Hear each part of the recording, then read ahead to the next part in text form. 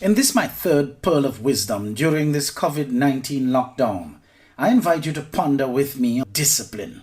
According to formal sources, discipline speaks to the practice of training people to obey rules or a code of behavior using punishment to correct disobedience.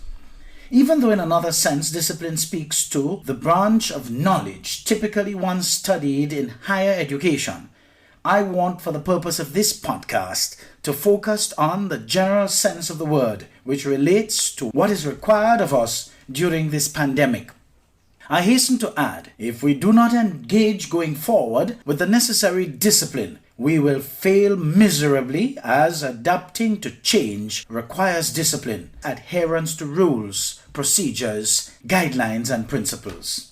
To a great extent, our people have shown en masse that we are not inclined to be disciplined on our own, and so we have to be forced to do what is right for us, since we just will not do it for ourselves, even when our very lives depend on it.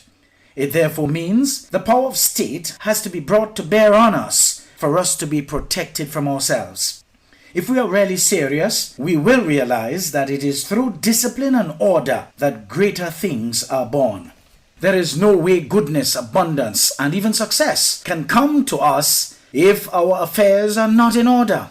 The universe is an orderly, disciplined system of activities and events. Things flow in and out and through. When our home environment accounts or activities are not in order, the universal flow will move right past us without stopping. We must recognize and practice divine order if we want ultimate success. We must pay our bills in a timely manner, keeping an organized, structured record of what we pay and when we pay it. Give everyone their due. If we are in debt to someone, pay them. If we cannot pay the agreed amount, pay something and pay it consistently on time. Think of it as giving to the master. If we don't give to the master, how do we expect the master to give back to us? One of the greatest enemies of success is living hand to mouth, which many of us seem to be accused of actually experiencing.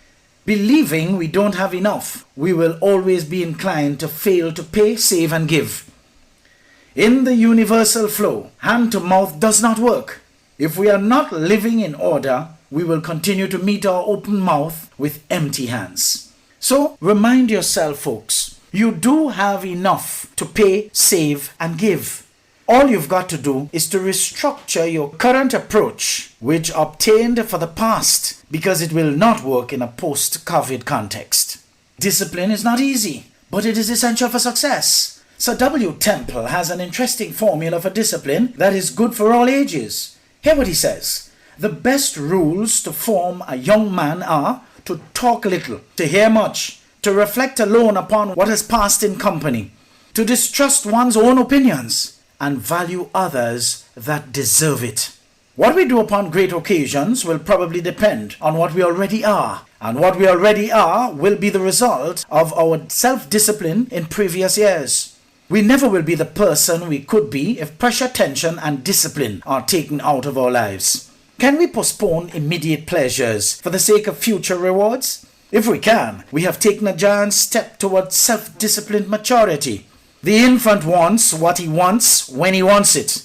The mature person can turn off the TV, put away his smartphone, deny himself that shiny new car, and buckle down to earning a promotion, passing his exams, or even saving for a sunny future for his family.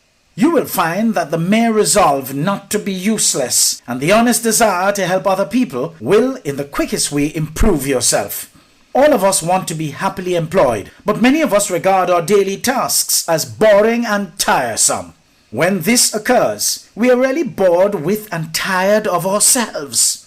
How much better to start the day with joyous anticipation and eagerness, in other words, enthusiasm. This can be done by applying self-inspection and discipline, the best cure for this malady. We must turn the alloy of modern experience into the steel of mastery and character. Our success does not lie in the stars, but within ourselves. We must fight mediocrity and carry on the fight of self-correction and self-discipline. We should always be displeased with what we are if we desire to attain what we are not. Where we have pleased ourselves, there is where we will abide. Set all things in their own peculiar place, and know that discipline is the greatest grace. Again, folks, do you see how much the current circumstance calls on us to change our attitudes while applying order, structure, and discipline in our lives? To your unlimited possibilities.